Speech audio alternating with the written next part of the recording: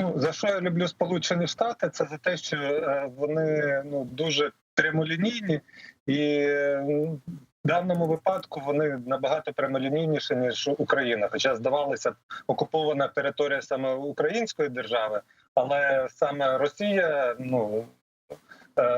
точніше, саме Сполучені Штати тут заявляють позицію набагато більш жорстку і конкретнішу, ніж навіть іноді це робить Україна. І, власне, коли ми говоримо про конкретні кроки Сполучених Штатів, мене тут дуже завжди радує один приклад, коли дуже плакалися в соціальних мережах росіяни, які спробували оформити візу до Сполучених Штатів.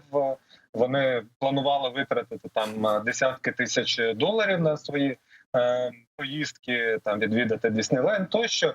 І під час оформлення візи їх попросили вказати країни іноземні, в яких вони перебували.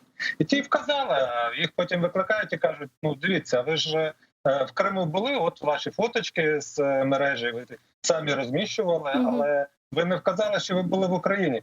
У росіян такі очі, це там з Москви хтось їхав, вони кажуть: так це ж Крим, Росія. І кажуть: ні, Крим – це Україна. А ви, шановні наші російські друзі, порушили, в тому числі американське законодавство, не вказали іноземну країну, в якій ви перебували. Тому, вибачте, кукіш вам, як то кажуть російською мовою, а не віза до Сполучених Штатів. І ставлять такий здоровий штамп з забороною на, мабуть, на все життя відвідувати Сполучені Штати, бо спробували обманути Сполучені Штати Америки росіяни, не вказавши, що відвідали Україну, коли були в Криму. От тепер перед кожним росіянином, який хоче поїхати і не лише в Америку, а й в багато інших країн, з якими Сполучені Штати мають спільну візову базу, в тому числі і перевірки інформації, яка надається. От вони тепер під час оформлення документів так чухають собі потилицю і думають: вказувати, що Крим – це Росія, чи вказувати, що Крим – це Україна.